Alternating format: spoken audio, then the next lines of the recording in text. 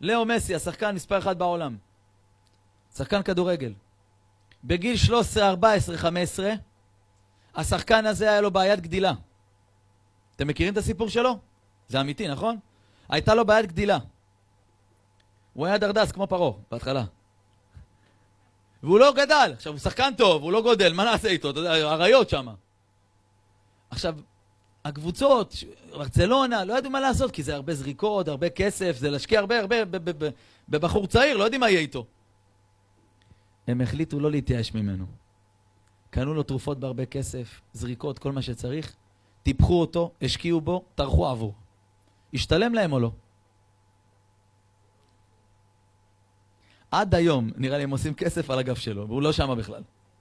עד היום עושים על הגב. הוא מוכרים שם חולצות של מסי עדיין, קונים שם אוהדים. הוא לא שם.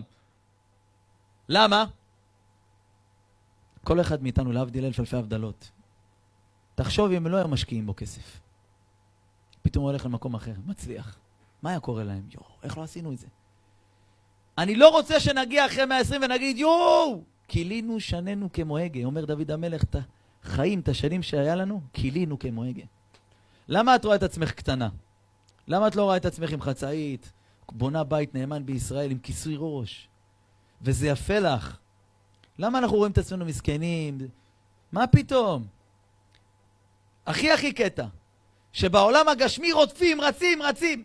ברוחניות אצל השם. ברוך השם, שמרתי שבת, זהו. למה? שמרתי 20 ימים שמירת הברית, זהו, תודה רבה, כבוד הרב. למה זה ככה? אני אשאל אותך שאלה גברת, תעני לי.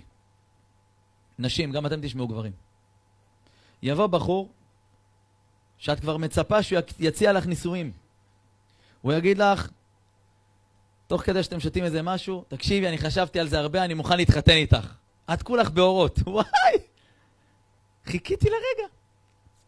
ואז הוא אומר לך, אבל זה בתנאי. את אומרת, מה אכפת לי תנאים, לא אכפת לי כלום, בוא נתחתן. אבל אז הוא אומר לך, תקשיבי לי את תנאי, ואז תגידי אם את רוצה. אני מוכן להתחתן איתך, בתנאי שכל יום אני מסתכל על 50 נשים אחרות. תסכימי להתחתן איתו? גבר עונה במקומך. לא. אינטליגנט, בעל מידות, יש לו מלא כסף. מי יתחתן איתו? 50 נשים בכל יום רוצה להסתכל עליהם, מי רוצה דבר כזה? נכון? אין פה אחת שתמוכנה להתחתן עם אדם כזה, נכון? עכשיו אני שואל אותך שאלה ותעני בכנות, תחשבי על זה. את הולכת להתחתן עם בחור שיש לו אינסטגרם. האם במשך היום הוא רואה יותר מ-50 נשים או פחות? כולכם במקלה יותר. וואי. אז למה את מתחתנת? תעצרי אותו, תגיד לו, צדיק, אני רוצה אותך, לא רוצה עוד. תמחק את זה.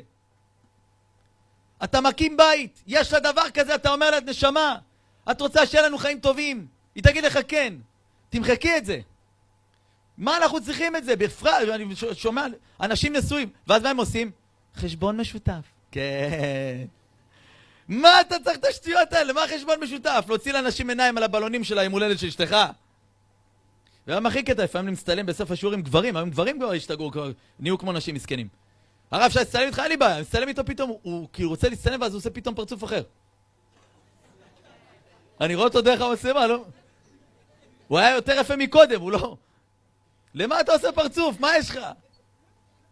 תהיה אתה אחי, תחייך למצלמה, איזה חמוד אתה, חמד.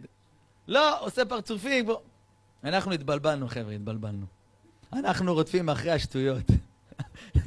אנחנו רודפים אחרי שטויות, אני אומר לכם. השם יתברך נתן לנו כלים. הוא אומר חרוץ, אני נמצא בתוך אחת, במה אתה מתעסק?